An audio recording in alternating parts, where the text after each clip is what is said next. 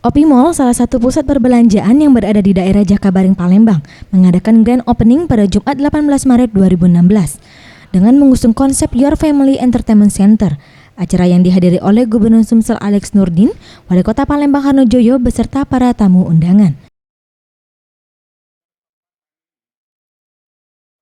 Gubernur Sumsel Alex Nurdin yang ditemui usai acara mengatakan, hadirnya OPI Mall di Jakabaring dapat meningkatkan perekonomian di wilayah ini.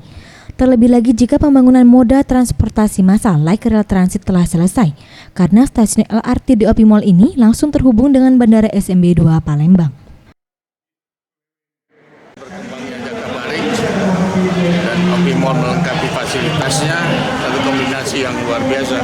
Kita ada Asian Games, kita ada MotoGP, mungkin insya Allah Formula One. Ini yang paling dekat mallnya ini. Jadi ini sebenarnya sangat diuntungkan dengan rencana-rencana seperti ini. Dan ini nanti LRT lewat di sini persis di tengah itu. Stasiun OPI, ada Skybridge di sana. Jadi kalau mau ke airport, parkir di sini, naik LRT, turun di.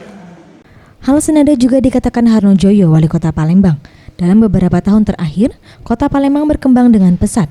Dengan banyaknya pembangunan infrastruktur dan dalam waktu 3 tahun ke depan, wilayah Jakabaring akan menjadi pusat perekonomian bagi masyarakat seberang ulu karena akan dilaksanakan beragam kegiatan olahraga skala internasional.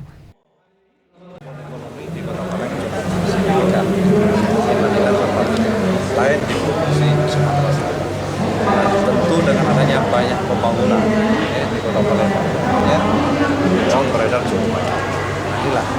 Inilah salah satu dampak dari kegiatan internasional. Sebelumnya, OPI Mall Jakabaring telah melakukan soft opening pada Desember 2014 lalu. OPI Mall dibangun di atas lahan kurang lebih 12 hektar dan tergabung dengan kawasan OPI Business Center, yaitu perumahan, mall, dan waterfront. Dalam waktu dekat, pihak pengembang akan memperluas area OBC dengan membangun pusat bisnis dan perkantoran serta hotel. Faisal Ariantara, Sriwijaya TV.